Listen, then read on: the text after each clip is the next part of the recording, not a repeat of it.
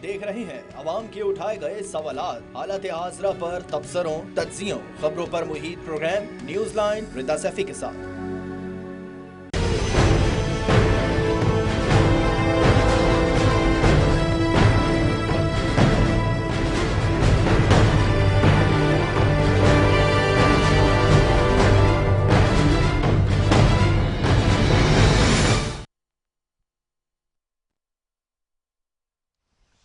अस्सलाम वालेकुम, मैं हूँ रिदा सैफी। नाज़रीन, हालात ठीक नहीं, वाफकान हाल कहते हैं खेल बिगड़ गया है। मामलात शोडाउन की तरफ जा रहे हैं। इस्लामाबाद में किसी बड़ी तब्दीली, किसी बड़ी खबर की बाज़गश्त सुनाई दे रही है।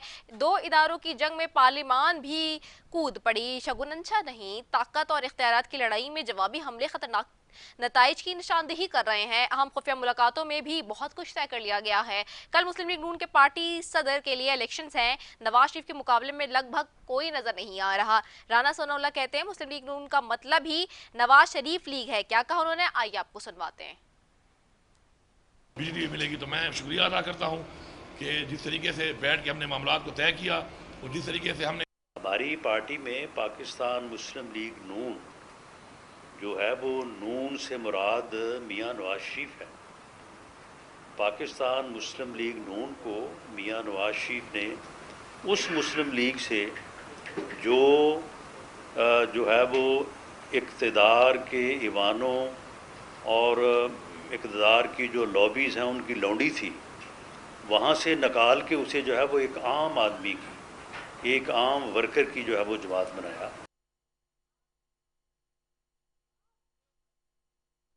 क्या हमारी सियासी जमातें एक शख्स के ख्यालात और ख्वाहिशात की ताबे होंगी? क्या नजरियाती वर्कर्स के लिए पार्टी सदारत के लिए कोई जगह नहीं है? दूसरी जानिब वज़ीर आला खैबर पख्तूनख्वा अली अमीन गंडापुर ने भी दारुल हुकूमत पर हमलावर होने के बजाय वफाक के साथ चलने की अब हामी भर ली है। वफाकी वज़ीर दाखिला वज़ीर रवानाई से मुलाकात के बाद अली अमीन गंडापुर ने क्या कहा, आइए आपको भी सुनवाते हैं। बिजली मिलेगी तो मैं शुक्रिया अदा करता हूँ कि जिस तरीके से बैठ के हमने मामलात को तय किया और जिस तरीके से हमने एक बायमी मुशावरत करके इन्होंने हमारी आवाम का एहसास किया, सूबे का एहसास किया, हमारी लॉ एंड ऑर्डर की, हमारी मौशी हालात का, लोगों के हालात का एहसास किया। इसी तरह ये हमसे एक्सपेक्ट कर रहे थे, हम भी एहसास करें उन चीज़ों का कि जो नुकसान हमारी वजह से अगर होता है फेडरल गवर्नमेंट को, पावर डिवीज़न को, तो उस पर इंशाल्लाह मिलकर काम होगा और इंशाल्लाह अच्छे रिजल्ट आएंगे। वज़ीर आला KPK हर बार कहते हैं कि मैं तमाम इकदाम इमरान खान के कहने पर उठाता हूँ क्योंकि उन्होंने मुझे ही वज़ीर आला बनाया है। तो इस मुलाकात और लहजे में मिठास का मकसद क्या है? सवाल ये है। सवाल ये भी जान ले रहा है कि कल अगर नवाज शरीफ मुस्लिम लीग नून के सदर बनते हैं, जो कि जाहिर सी बात है बनेंगे, ऑफकोर्स वो एक्टिव होंगे, तो अपना बयान इमरान खान के खिलाफ बनाएंगे या फिर इदारों के खिलाफ। दूसरी जानिब बजट भी कुछ ही दिन में पेश किया जाएगा जिसमें गरीब आवाम पर मजीद बोझ पड़ने वाला है जो कि शायद वो बर्दाश्त ही ना कर सकें। ये सवाल है कि बजट के इस मुश्किल फैसले के बाद जो सूरत हाल बनेगी, क्या वो कमजोर हुकूमत बर्दाश्त कर पाएगी? क्या इस हुकूमत की नाकाम पॉलिसियों की जिम्मेदारी जितनी मुस्लिम लीग नून पर आयद होती है उतनी पीपल्स पार्टी पर भी होगी? ये सवालात हैं जिसके ऊपर आज बात करेंगे। मौजूद पैनल साथ है मौजूद। सबसे पहले ज्वाइन क्या है जी, नासिर हुसैन शाह साहब ने, सूबाई वजीर सिंध हैं, माइजा हमीद साहिबा हैं, मुस्लिम लीग नून से एमने हैं, अहमद उवैस हैं, तहरीक इंसाफ से। आप तीनों मौजूद मेहमानों का बेहद शुक्रिया फॉर ज्वाइनिंग। सबसे पहले नासिर हुसैन शाह साहब की तरफ जाऊंगी। शाह साहब, इस वक्त हम देख रहे हैं एक तरफ महाजराई है सियासी मंजरनामे पर, इस वक्त जो अदलिया की तरफ से भी आ रहा है और फिर पार्लिमान की तरफ से भी जो जवाबात मिल रहे हैं, ऐसी सूरत हाल में मईशत को लेकर चलना कैसे मुमकिन हो सकेगा? पीपल्स पार्टी के ऊपर भी लोग सवाल कर रहे हैं कि पीपल्स पार्टी खामोश खामोश सी लगती है, वजूहात क्या हैं? बिस्मिल्लाहिर्रहमानिर्रहीम, अल्लाहुम्मा सल्ली अला मोहम्मद व आले मोहम्मद। देखिए, हालात तो जाहिर है इश्यूज होते हैं, लेकिन अल्हम्दुलिल्लाह सब ठीक है और ठीक रहेगा। ये जो इदारों की आप बात कर रही हैं, जो इश्यूज हैं, वो जाहिर है अपनी जगह पे हैं, लेकिन मुझे यकीन है कि वो भी बेहतरी की तरफ जाएंगे। दूसरी, आज तो बड़ी ये खुश आइन जो आपने भी अभी चीफ मिनिस्टर KP की वाली बात सुनाई, हमने देखा कि उनके आपस में प्रेसर भी आया जिसमें KP के चीफ मिनिस्टर और हमारे इंटीरियर मिनिस्टर मोहसिन नकवी साहब और फिर वो जो एनर्जी मिनिस्टर है, उन्होंने साथ बैठ के प्रेस कॉन्फ्रेंस की। बड़ी मुस्बत प्रेस कॉन्फ्रेंस। ये मुस्बत एक कह लें कि एक तरफ हम लोग जा रहे हैं, अच्छी बात है। और दूसरा आपने कहा कि ये जो बजट है, जाहिर है IMF की कड़ी शराइत होंगी और ये वही वजह से है, आपके इल्म में है कि ये 24वां प्रोग्राम है IMF का और इससे पहले 23 प्रोग्राम हुए हैं। लेकिन जो 23वां प्रोग्राम था जो PTI की गवर्नमेंट में बना, वो सबसे सख्त शराइत वाला था और जाहिर है फिर वो आगे उसी तरह से आगे बढ़ता रहेगा। तो ये इश्यूज अपनी जगह पे हैं, लेकिन अल्लाह करेगा सब खैर हो जाएगा। पीपल्स पार्टी की आपने बात की कि उनका क्या रोल, उनके हिस्से में क्या आएगा, तो देखें पाकिस्तान पीपल्स पार्टी तो हम तो चाहते थे कि मैंडेट हमें मिले, लेकिन जाहिर है नहीं मिला और स्प्लिट मैंडेट आया। और अगर ज्यादा सीटें PTI की सपोर्टेड उनके इंडिपेंडेंट्स के पास थी तो हमने कहा कि भाई आप हुकूमत बना ले। वो तो किसी से बात करना नहीं चाहते थे, तो जाहिर है PMLN ने कहा और फिर उनको हमने सपोर्ट की गवर्नमेंट बनाने में, क्योंकि पार्लियामेंट का बहरान था पार्लिमानी निज़ाम का। और अगर हम ना बनाते हुकूमत, PMLN की ना बनने देते, तो फिर नए इलेक्शन की तरफ जाना पड़ता।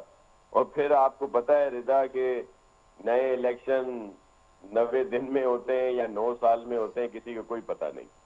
तो हमने इस वजह से ये गवर्नमेंट में को सपोर्ट किया। और अब जाहिर है पॉलिसीज मुश्किल हालात हैं मुल्क के, हम मौजूदा गवर्नमेंट को कभी भी ब्लैकमेल नहीं करेंगे कि उनको इस सूरत हाल में, हम तो उनको गैर मशरूत सपोर्ट कर रहे हैं। सिवाय उन चीज़ों पे हम ज़रूर अपने तहफ़्फ़ुज़ात रखते हैं जो हमारे मंशूर से टकराएंगी, जो आम आदमी की बात है, गरीब की बात है, तो उस पर हम अपनी रिजर्वेशन ज़रूर रखेंगे। लेकिन ऐसी सूरत हाल पैदा नहीं होने देंगे कि इन मुश्किल हालात में हम इस मौजूदा हुकूमत को कोई ब्लैकमेल करें या उनके लिए कोई परेशानी का बायस बने। ठीक है। मैं नैब के हवाले से भी आज एक बहुत मेजर डेवलपमेंट हुई है और आपको पता ही होगा, उस पर भी आऊंगी, लेकिन मैं जरा इसी पे जरा बात कर लूं माइजा साहिबा के साथ भी। माइजा साहब आपको आवाज आ रही है? प्रोवाइड नहीं किए गए रिसोर्सेज। माइजा साहब आपको आवाज आ रही है मेरी? जी अस्सलाम वालेकुम, आ रही है आवाज। अच्छा, मुझे माइजा साहिबा की आवाज बहुत कम आ रही है, मुझे अगर उनकी आवाज थोड़ी सी आवाज आ रही है आप ठीक करके दें तो। जी माइजा साहब आपको आवाज आ रही है मेरी? हाँ, माइजा साहिबा की ही मुझे आवाज नहीं आ रही। जी माइजा साहिबा कुछ बोलिएगा आप। आवाज आ रही है? जी बेहतर है कुछ तो, कि थोड़ी सी आवाज बढ़ा दें मेरे लिए। अच्छा माइजा साहब, सवाल वही है अगेन कि एक तरफ हम देख रहे हैं कि अभी इस वक्त हम we are planning for the budget of course, और जो IMF के मामलात हैं वो हमारे सामने हैं, लेकिन जो सियासी मंजरनामे पे इस वक्त सूरत हाल है वो भी हमारे सामने है।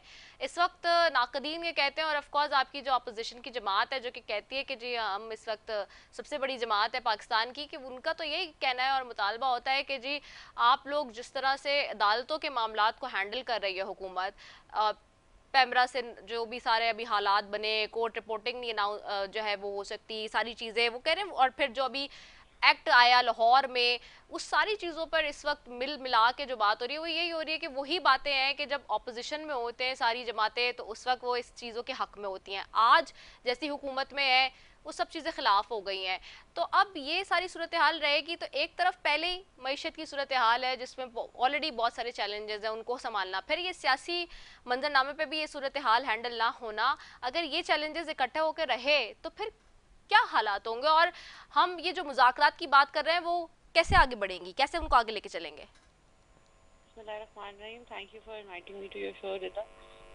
देखिए पहली बात तो ये है कि जो आप कह रही हैं कि जो इंस्टीट्यूशंस में तसादुम है या उसकी जो गलत खबरें फैलाई जा रही हैं, मैं समझती हूँ कि हर इंस्टीट्यूशन को, हर इदारे को अपनी हदूद में रहना चाहिए, और कोई भी जमहूरी पार्टी ये नहीं पसंद करेगी कि कोई इदारा किसी जो है किसी और इदारे में इंटरफेयर करे। और इसी इंटरफेरेंस की वजह से आपको यकीनन याद होगा कि मियां नवाज शरीफ साहब जब प्राइम मिनिस्टर बने और वो धरने के दिन थे, और यही इंस्टीट्यूशंस की जो आपस में तसादुम था उसमें जो है सबसे बड़ा नुकसान उठाना पड़ा वो मुल्क को था और अवाम को था। अब जो अवाम पिस रही है या जो अवाम के हालात हैं वो इसीलिए हैं क्योंकि जमहूरी वज़ीर आज़म को जब किसी इंस्टीट्यूशन के तहत नाअहल किया जाता है तो वो तसलसल जमहूरियत का ख़त्म हो जाता है, जिसकी वजह से प्रोग्रेस जो है वो एक तसलसल से जारी होती है। तो दूसरा आपने मुझसे जो पूछा कि बजट आ रहा है, तो मैं तो बड़ी पॉजिटिव हूँ कि बजट इस दफ़ा इंशाल्लाह पीपल्स फ्रेंडली होगा, आवाम के लिए बेहतरी की तरफ लेके जाएगा। अभी आप देखें एक जो सूबा PMLN की वज़ीर आला है, वहाँ पे 60 डेज हुए हैं गालिबन, और काफ़ी बड़े बड़े रिलीफ दिए गए हैं इन टर्म्स ऑफ इन्फ्लेशन। अगर महंगाई को देख लें तो काफ़ी जो रोज़मर्रा की चीज़ें हैं वो बहुत मतलब सिग्निफिकेंटली जो है वो प्राइस उनकी नीचे गई है। तो मैं ये समझती हूँ कि ऊपर भी जो है यही जो शहबाज शरीफ साहब हैं कोशिश करेंगे कि इस दफ़ा जो है IMF की कड़ी शरायत के बावजूद जो है रिलीफ दिया जाए in terms of electricity, in terms of fair, in terms of other things. तो मैं ये समझती हूँ कि ये चीज़ें जो हैं एक 60 डेज की हुकूमत में एक डेंट डाल रही हैं और एक रिलीफ की तरफ जा रही हैं। और हम पीपल्स पार्टी और जो BMLN है, जो जमहूरी तसलसल और आइन और कानून और इंस्टीट्यूशंस के लिए की बहाली के लिए हम इकट्ठे खड़े हैं और जमहूरियत के लिए हम इकट्ठे खड़े हैं। ये तो बड़ी खुश आइन बात है। हाँ, ये बड़ा आसान होता कि एक पार्टी अपना रास्ता ले लेती, दूसरी पार्टी अपना रास्ता ले लेती और इलेक्शन का दोबारा अनाउंस हो जाता, पता नहीं कब होते, कहाँ होते। बेसिकली जो सफ़र करती है पार्टी वो होती है अवाम, और अवाम को हम इस दफ़ा सफ़र नहीं करने देंगे इंशाल्लाह। अच्छा, ठीक है, चलिए मैं इसके ऊपर फिर यकीनन आपने कहा है कि सफ़र नहीं करने देंगे, लेकिन जो IMF और वर्ल्ड बैंक आज कह रहा है लेटेस्ट जो अभी उसके नंबर्स आ रहे हैं उसके ऊपर अभी आपसे फिर बात करते हैं आगे चल के। लेकिन मैं ज़रा अहमद अवैस साहब की तरफ भी जाऊंगी। अहमद साहब, आपको आवाज़ आ रही है? जी आ रही है। जी अहमद साहब, सबसे पहले तो मेरा सवाल अगैन वही है कि अब मुज़ाकरात की एक और कॉल दी गई हुकूमत की तरफ से, तो क्या PTI बैठेगी मुज़ाकरात की टेबल पे? इस वक्त बजट सर पर है और जो हालात हैं इस वक्त, उसके लिए एक आम आदमी की जो परेशानियां उनको हल करने के लिए आप सबसे लाउडर एक आवाज़ है, एक वॉइस है पार्लियामान के अंदर, क्या सोच रहे हैं अब? क्योंकि अली अमीन गंडापुर साहब तो आज थोड़ी सी मिठास दिखा रहे थे। नहीं, बिस्मिल्लाहिर्रहमानिर्रहीम। देखिए, सवाल ये है कि गंडापुर साहब ने तो बीइंग चीफ मिनिस्टर उन्होंने अच्छा स्टेप लिया है कि वो बातचीत की है, बैठे हैं, और इन्होंने भी वहां से अगर उनकी जो मुश्किलात है उसको उसकी अजाला करने के लिए कुछ इकदाम अगर करने का कमिटमेंट की है और हो रहे हैं, तो मतमा नज़र जो है वो तो आवाम कि वहाँ के आवाम जो हैं वो इस परेशानी से निकलें और खुशहाली की ज़िंदगी गुजारें। हमारे यहाँ पर भी प्रॉब्लम जो है यहाँ पे यही है। देखिए कि जब तक मैं ये आपको एक बरमला और ये एक बहुत शगाफ अल्फाज में कहना चाहता हूँ कि पाकिस्तान की प्रॉब्लम का हल जो है वो कॉन्स्टिट्यूशन के साथ रखने में ही हल होगा। अगर पाकिस्तान के आइन को हम बिल्कुल एक सही मानों में ये समझ लें कि ये एक ऐसा डॉक्यूमेंट है और तमाम अदारे कितने बड़े हों छोटे हों, शख्सियात कितनी बड़ी हों छोटी हों, all are subservient to the constitution, और कॉन्स्टिट्यूशन के अंडर जिन जिन लोगों ने ओथ लेना जरूरी था और ओथ लिया, उन ओथ के जो कंटेंट्स हैं उनके मुताबिक ओथ की पासदारी करनी जरूरी है। और जो पासदारी नहीं करता, ही इन अदर वर्ड वो पाकिस्तान के आइन को सबवर्ट करने की एक अटेम्प्ट कर रहा है। जब तक स्ट्रिक्टली इन मामला पे नहीं चलेंगे, हमारे मामला कभी नहीं सीधे होंगे, क्योंकि जब आप आइन से हट गए तो फिर there is no end to it. अब तो इस वक्त वो एक माइट इज राइट है, जिसके हाथ में डंडा आ गया वो डंडा लेके दूसरों को हाँकना चाह रहा है। ये निज़ाम ऐसे नहीं चलेगा कभी भी। आपका ख्याल है कि किस तरह लोग यहाँ इन्वेस्टमेंट करेंगे? अब MIU लिख देना या कमिटमेंट कर देना और बात होती है, लेकिन पाकिस्तान में जो रिजर्वेशन हैं वो यही है कि पॉपुलर गवर्नमेंट नहीं है, इलेक्टेड गवर्नमेंट नहीं है। जो बड़ी पार्टी जिसको अवाम ने इलेक्ट किया था उसको आपने अलग करके रखा हुआ है, और झूठे और नाजायज केसेस के अंदर बेतहाशा लोगों को जेलों में डाला हुआ है, इंक्लूडिंग इमरान खान। तो ऐसे मामलात में हालात कैसे सुधरेंगे जब तक स्टेप नहीं पॉजिटिव लिए जाएंगे? हाथ बढ़ाते हैं तो आप हाथ बढ़ाएं अगर सुलह का, और मैग्नेनिमिटी दिखाएं अगर हुकूमत में हैं तो, और वो ये दिखाएं कि हम इसके ऊपर इन तमाम इश्यूज के ऊपर बैठ के बात करने को तैयार हैं। देखिए, बात फिर चलेगी किसी तरफ निकल आएगी। लेकिन जब तक आप इंस्ट्रक्शन फॉलो करेंगे कि ऊपर से इशारा क्या हुआ तो हम आगे कितनी बात करें और कितनी बात हमने नहीं करनी, और वो काकड़ साहब ने आप सारे मामला खोल के आगे कर दिया। अनवारुल्लाह काकड़ ने तो सारी बात खोल के आगे कर दी कि ये बीच की स्टोरी बता दी उसने कि मैं तुम्हारे पोल खोल देता हूँ कि तुमने किस तरह फॉर्म 45 बनाए। आप अंदाजा लगाइए कि हुकूमतें भी कभी ऐसे चली हैं। ये नुकसान है। और फिर अगर ये बात दुरुस्त नहीं है जी। तो काकड़ के खिलाफ क्यों इस हुकूमत ने आने के बाद इसके खिलाफ क्यों केस नहीं किया? उसको क्या हक था कि वो केयर टेकर गवर्नमेंट में पूरा जहाज लेके दुनिया में फिरता रहा, अपनी फैमिली को सैर कराता रहा, और उसके बाद उसने जो गन्नम के स्कैंडल के अंदर वो 3 अरब रुपए का पाकिस्तान के नुकसान पहुंचा गया, क्यों उसके खिलाफ एक्शन नहीं लिया गया? क्यों उसको छोड़ दिया गया? क्यों आपने वो जो सहूलतकार, आपको याद होगा कि हमारे जो डीजी ISPR ने बड़ी कैटेगोरिकली एक दफा नहीं 12 कहा कि 9 मई के जो सहूलतकार हैं हम उनको भी नहीं छोड़ेंगे, उनके खिलाफ कार्रवाई करेंगे। तो 9 मई के सबसे बड़े सहूलतकार हर एक को नजर आ रहे हैं। वो chief minister Punjab, care taker chief minister Punjab और IG पंजाब था, जिसने फैसिलिटेट किया कि लोग जाओ वहां पे जाके हमला करो, उनके साथ तो बैठ के आज पकड़ो उनको। वजीर आला ने उनके साथ तो बैठ कर आज पूरी प्रेस कॉन्फ्रेंस कर दी है ना अहमद अवैस साहब जी।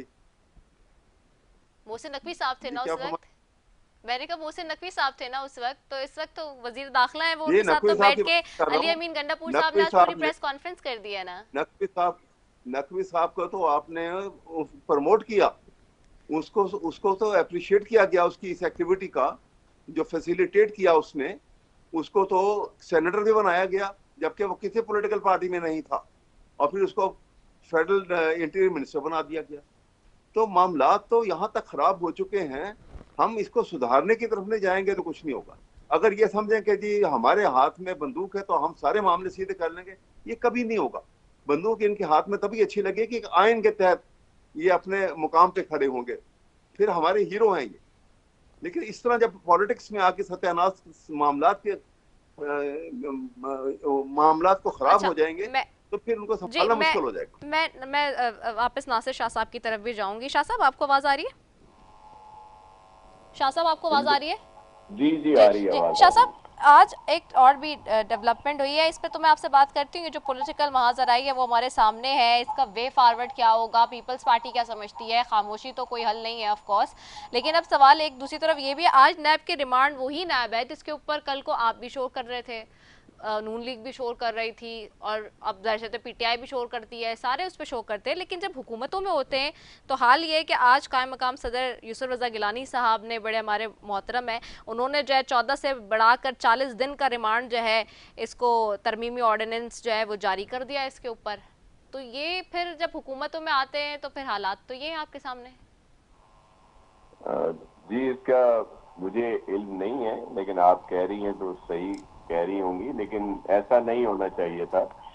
और पाकिस्तान पीपल्स पार्टी तो सबसे बड़ी विक्टिम रही है। जी बिल्कुल, इसीलिए मेरा सवाल आपसे ही है। हाँ। जी बिल्कुल हम बिल्कुल चाहते हैं कि ऐसा ना हो, और पीपल्स पार्टी पे तो केसेस भी हुए, भुगता भी, और फिर PMLN के ने भी भुगता, अब PTI भी।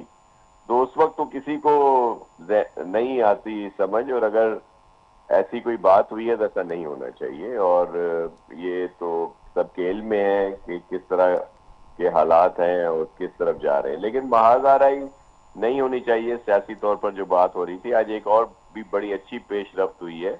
अभी मैं देख रहा था आपके भी और हर जगह टिकर ये चल रहे थे कि जो आज 28 मई के लिए जो तातील की गई है, तो उसमें जो ये एटम बम वाला था जिसको शहीद जुल्फकार अली भुट्टो ने शुरू किया, फिर वो धमाका जो है मियां मोहम्मद नवाज शरीफ साहब ने किया। तो आज एक अच्छी बात यह है कि KP गवर्नमेंट ने भी छुट्टी का ऐलान किया है। तो ये एक अच्छा साइन है और इसको बेहतर समझना चाहिए। मैं एक चीज पे थोड़ा सा कमेंट करना चाहूंगा। अहमद अवैस साहब मेरे लिए इंतहाई मोहतरम है, मेरे बड़े भाइयों की तरह हैं। इन्होंने जो बात की कि जो 9 मई को जिस तरह इन्होंने कहा कि उनको आने दिया गया और उनको सब कुछ किया, ये बिल्कुल एक मफरूजा है। और अहमद अवैस साहब से मैं ये तवक्को नहीं करता, क्योंकि ये हमले जो हुए ये बहुत ही प्लान्ड थे और ये वो मंसूबा साज जिन्होंने लोगों के जहनों में जहर घोला। और आप देखें कि 9 मई को एक ही जगह पे अटैक हुए हैं पूरे पाकिस्तान में। आप किस तरह मोहसिन नकवी साहब को या किसी और को ब्लेम कर सकते हैं, बल्कि रिदा सलाम पेश करना चाहिए उन कमांडर्स को या वो जो उस वक्त इन्फोर्समेंट जो लोग भी थे कि जिन्होंने सब्र से काम लिया, पेशेंस दिखाए और कहीं पे कोई गोली नहीं चली, नहीं तो बहुत ज्यादा खून खराबा होता और बहुत सारी लाशें गिरती और जो कुछ लोग चाहते थे वो उसमें कामयाब हो जाते। लेकिन ऐसा नहीं हुआ। उन जो लोग भी थे उनको तो सलाम पेश करना चाहिए। बाकी ये बात कि ये सिर्फ लाहौर में हुआ है, उस पे कोर कमांडर हाउस, जिना हाउस पे हमला, क्या मर्दान में नहीं हुआ? क्या सिंध में कोशिश नहीं की गई थी?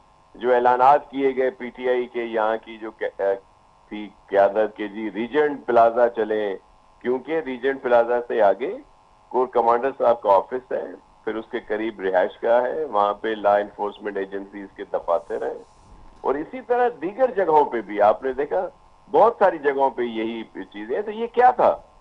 ये वो माइंड सेट था, वो मंसूबा साज थे जिन्होंने इस बात पे लोगों को उकसाया। मैं हमेशा कहता हूं कि जो लोग मॉब में थे, जाहिर है एक मॉब मेंटेलिटी होती है, वो हल्ला शेरी जिसको कहा जाता है, उसमें लोग इकट्ठे होते हैं, जिसमें खवातीन भी थी, बच्चे, जवान, बुजुर्ग सब थे। लेकिन वो कौन थे मंसूबा साज जिन्होंने उनके जहनों में बोला? अच्छा, फिर इस 9 मई से इनराफ कर देते हैं कि जी 9 मई और इस तरह की किसी चीज से हमारा वास्ता नहीं। क्या ये उस दिन से भी इनराफ कर सकते हैं जब इनको सिर्फ वारंट देने के लिए जमा पाक में इस्लामाबाद की पुलिस आई तो उसके ऊपर पेट्रोल बम से हमले किए गए? क्या वो भी मोहसिन नकवी ने कराए थे या किसी आईएसआई या किसी और लॉ एनफोर्समेंट एजेंसीज ने करवाए थे जाके? मतलब इस तरह डिनाई नहीं किया जा सकता। जो हकायक हैं उनसे मुंह नहीं छुपाया जा सकता कि जी आप अब इल्जाम लगा दें और ऐसी बात कह दें लोगों के जहनों में आ जाए। तो मैं माजरत करता हूँ, अवैस भाई के आगे मुझे इतना नहीं बोलना चाहिए था, मेरे बड़े भाई हैं, लेकिन ये हकीकत है और मेरा दिल दुखा तब मैंने ये बात की। ठीक है, यहाँ मुझे एक कमर्शियल ब्रेक की तरफ भी जाना है। मैं वापस यहीं से डिबेट का जो है वो सिलसिला जारी रखूंगी। एक ब्रेक पे जा रहे हैं नाज़रीन, इसके बाद वापस आ रहे हैं, अपनी जाना, स्टे ट्यून्ड।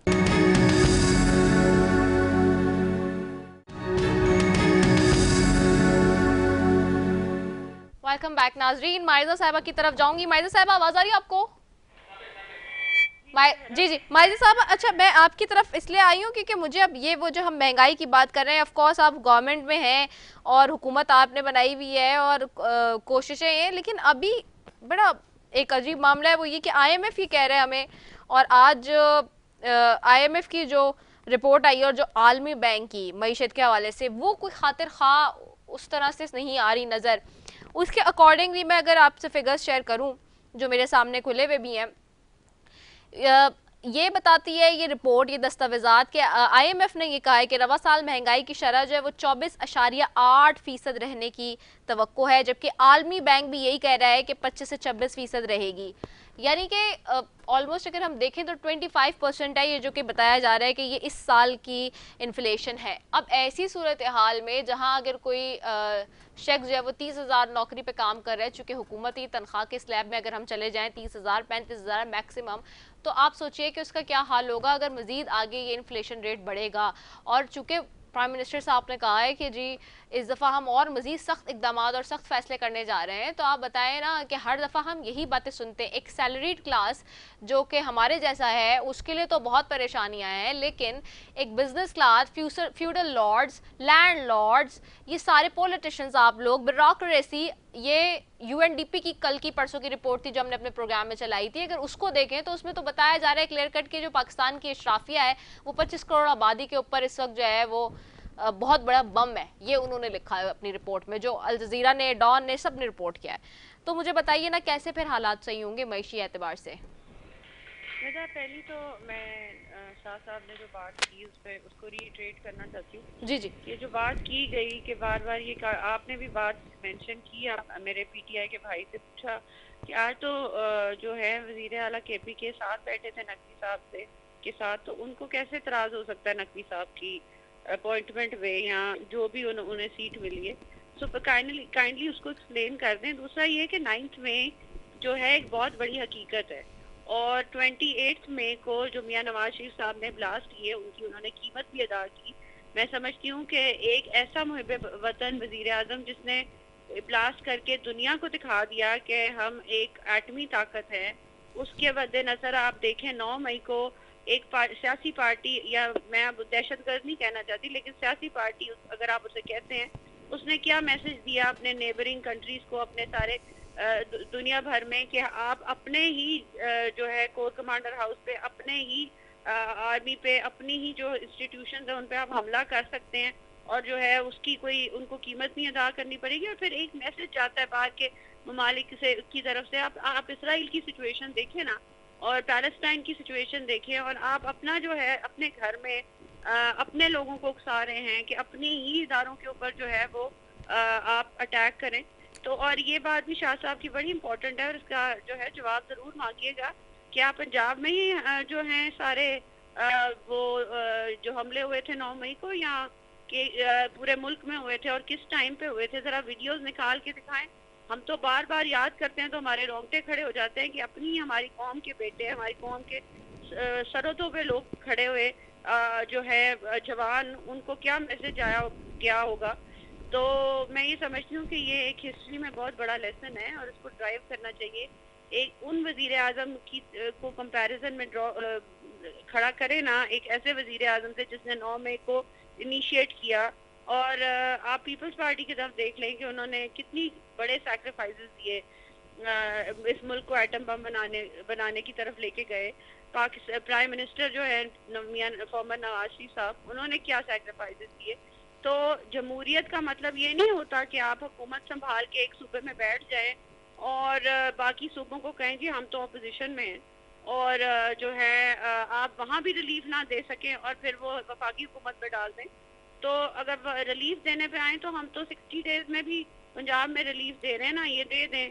तो रिजल्ट ओरिएंटेड होनी चाहिए हुकूमत। ये सिर्फ ताने बाने इल्ज़ाम तराशी से ना जमहूरियतें चलती हैं, ना कॉन्स्टिट्यूशन चलते हैं और ना ही इदारे चलते हैं। दूसरा, आपने मुझसे रिलीफ की बात की, तो मैं ये कहना चाह रही हूँ कि देखिए आज जो मैंने आपने जो इन्फॉर्मेशन आपने जो रिपोर्ट चलाई, तो आज गालिबन मैंने भी जो रिपोर्ट देखी है उसके मुताबिक हम मुलाजमीन की तनख्वाहें भी बढ़ाने जा रहे हैं जो महंगाई की मद्देनजर रख के। दूसरा ये है कि देखिए कौन सा अशराफिया, कौन से लैंडलॉर्ड्स, कौन से जिम्मेदार, आप मुझे ये बताएं कि क्या ये जो गंदम के क्राइसिस हुए हैं इसमें जिम्मेदार ने सफ़र नहीं किया? कौन से लैंडलॉर्ड जो है उन्होंने सफ़र नहीं किया? ऊपर से नीचे तक लोग जो है उन्होंने सफ़र किया है। तो हम जो इश्यूज हैं उनसे हम बिल्कुल मुंह नहीं मोड़ रहे। दूसरा ये है कि अगर 60 डेज में पंजाब में मेजर रिलीफ दिया जा सकता है, हेल्थ में रिलीफ दिया जा सकता है, आलू प्याज टमाटर की कीमत कम हो सकती है, अगर मोबाइल हेल्थ यूनिट्स जो हैं वो दी जा सकती हैं, डोर स्टेप पे मेडिसिन दी जा सकती है, तो क्या बाकी सूबों को जो है वो पर्टिकुलरली केपीके का मैं कहूँगी कि एक ऐसा इक़दाम बता दें जो 60 डेज में किया हो जिसमें आम आदमी को रिलीफ दिया हो। देखिए ऑपोजिशन को सिर्फ ऑपोजिशन की जो है ना वो रोल अदा नहीं करना चाहिए, पर्टिकुलरली जब आप एक सूबे में हुकूमत बना के बैठे हुए हैं। ठीक है। तो ये सारे सवाल जो हैं ये हैं तो जो है एक रियलिटी चेक है, लेकिन इसका जवाब अवाम भी देख रही है कि पंजाब में क्या काम हो रहा है, सिंध में क्या काम हो रहा है और केपीके में क्या काम हो रहा है। 18वीं तरमीम के बाद अगर सूबे जो हैं वो परफॉर्म करना चाहें तो बहुत अच्छे तरीके से परफॉर्म करके अपनी पार्टीज को जो है वो आगे लेके जा सकते हैं। चलिए, वेरी वेल सेड। 18वीं तरमीम का जी अहमद अवैस साहब, मईशत का मामला और महंगाई का मामला इस वक्त जो रिपोर्ट्स बता रही हैं बहुत इंपॉर्टेंट है। आम आवाम को क्या केपी में रिलीफ मिल रहा है? देखिए बात यह है कि रिलीफ कैसे मिलेगा कि जब तक राइट स्टेप जो है डायरेक्शन में ना लिया जाए और इसी ताने बाने में आप लगे रहे कि आयन को डिफाई कैसे करना है और पीटीआई को नुकसान कैसे पहुंचाना है और एक झूठी कहानियों को आपने किस तरह बढ़ा के ऊपर ले आना है। देखिए मैं अभी शाह साहब ने, नासिर साहब ने, मेरे छोटे भाई हैं और अच्छे तरीके से गुफ्तगू की उन्होंने। मैं इतना अर्ज करूंगा कि देखिए मैं कहता हूं कि हालात को देखना चाहिए। अब world has become like a village, it is shrunken to a village. तो यहाँ पे जो बाकी एडवर्स फोर्सेस हैं, जो उनका पाकिस्तान के मुतालिक उनकी प्लानिंग थी, पीडीएम की हुकूमत ने आके वो प्लानिंग पूरी की उनकी। और वो कैसे की? टू प्रोन अटैक था पाकिस्तान पे। इकोनॉमी तबाह कर दो, आर्म फोर्सेस को और आवाम के दरमियान में एक नफरत का बीज बो दो। वो दोनों काम ये हुकूमत ने बड़े अच्छे तरीके से किए और यही वजह है कि 1 साल गुजर गया। अगर ये बात दुरुस्त थी, एक तो मैं उनके एक ज़िम्मन थोड़ा जवाब दे दूं को वो पेट्रोल पंप की बात कर रहे थे कि उसके इन्होंने ये जो पेट्रोल पंप इस्तेमाल किया, तो आईजी पुलिस ने यहाँ प्रेस कॉन्फ्रेंस की उसके बाद और 7 अप की प्लास्टिक की बोतल को कहा कि ये पेट्रोल पंप है, ये पेट्रोल बम है। तो इस तरह से किस कौम को बेवकूफ बनाते हैं? मेरा कहने का मतलब ये है कि इन मामलात को सुलझाने के लिए एक जिस वक्त ये सारा काम शुरू हुआ तो वहां पे देखने वाली बात ये थी कि 1 साल से वो बंदे गिरफ्तार हैं जिनके ट्रायल अभी तक मुकम्मल नहीं हुए। आप बताइए कौन सा कानून दुनिया का इजाजत देता है? आर्टिकल 10A को आप सामने रख लीजिए कि आपने अगर जो हम तो कहते हैं कि जो बंदे मुलविस हैं उनको सजा दें आप। 1 साल से वो जेल में है, सजा नहीं हुई उन्हें अभी तक, ट्रायल भी नहीं हुआ उनका मुकम्मल अभी तक। कभी ये भी कोई निजाम हुआ है? और ये इसी वजह से इसका रिएक्शन था कि 8 फरवरी को जब इलेक्शन हुआ तो अवाम ने 9 मई के वाक़े को रद्द किया और तब इमरान खान को वोट मिला। वरना कैसे मिलता उसका वोट अगर वो 9 मई का वाक़या हर पाकिस्तानी उसको सच्चा समझता? ये प्लान था, ऑर्केस्ट्रेटेड प्लान था सारा। और उसके नुकसान अभी आएंगे, आगे भी आएंगे बहुत सारे। अभी तो आए हैं लेकिन अभी आगे भी आएंगे। हम तो दुख से कह रहे हैं, कोई खुशी से नहीं कह रहे हैं, क्योंकि मैं तो पर्सनली आर्म फोर्सेस को एक हीरो की नज़र से हमेशा देखता हूँ, देखना चाहता हूँ और चाहता हूँ कि पाकिस्तान की पूरी कौम उनको हीरो की नज़र से देखे। लेकिन ये इतना गलत जहर घोला गया है 9 मई के वाक़या बना के, एक प्लान वाक़या बना के कि तबाह कर दिया है। कभी उनसे पूछा है कि लाहौर में मैंने जो ये लफ्ज़ इस्तेमाल किया था कि इसको आईजी पंजाब की चीफ मिनिस्टर के मुतालिक और इसके मुतालिक उस वक्त का, वो इसलिए किया था कि जब लाहौर में अगर जुलूस निकला, कहते हैं कि चल पड़ा, तो एक 100 फुट के फासले के ऊपर तो ये पुलिस जो है ये कंटेनर लगाती थी, आंसू गैस इस्तेमाल करती थी, वाटर कैनन इस्तेमाल करती थी। क्यों इस्तेमाल नहीं किया गया? उसमें तो कोई गोली नहीं चलती थी, कंटेनर लगाने में तो कोई गोली नहीं थी। एक कंटेनर लगाया किसी ने, एक बराबर किसी ने कोई एक वाटर कैनन को इस्तेमाल किया? नहीं किया। इसी तरह से ये वहां पे जो इन्होंने टाइम लाइन दी आईजी पुलिस ने प्रेस कॉन्फ्रेंस के अंदर, वो टाइम लाइन बिल्कुल गलत थी। वो कहते हैं कि 5:35 के ऊपर क्राउड जो है वो कोर कमांडर हाउस के बाहर पहुंचा और जो अंदर घड़ी लगी हुई थी उसके जो वो वीडियोस मौजूद है, जो ट्रायल होगा तो सामने आएंगे, वो 5:05 के ऊपर तोड़फोड़ हो रही थी अंदर। वो लोग कौन थे? इसीलिए हम कहते थे कि जुडिशियल इंक्वायरी कराएं, जो लोग पकड़े जाते हैं, जो सही हैं, कल्प्रेट है, उनको जरूर सजा दें। लेकिन इस तरह से हम इम्पोज ना करें जो झूठ बोला है शहबाज शरीफ ने बना के। हम जानते हैं इस फैमिली को कि क्या ये करते रहे पाकिस्तान के साथ। ये 2 भाई अमीर हो गए, सारा मुल्क गरीब हो गया, ये तो हकीकत है। ठीक है, बहुत शुक्रिया, बहुत शुक्रिया अहमद अवैस साहब आपका, माइज़ा हमीद साहब आपका, नासिर हुसैन शाह साहब आपका, आप तीनों मोअज़्ज़ज़ मेहमानों का बेहद शुक्रिया। नाजरीन, प्रोग्राम का वक्त बिल्कुल ख़त्म हो चुका है। इसी के साथ जी अपनी मेज़बान द सफ़े को दीजिए इजाज़त। पाकिस्तान जिंदाबाद।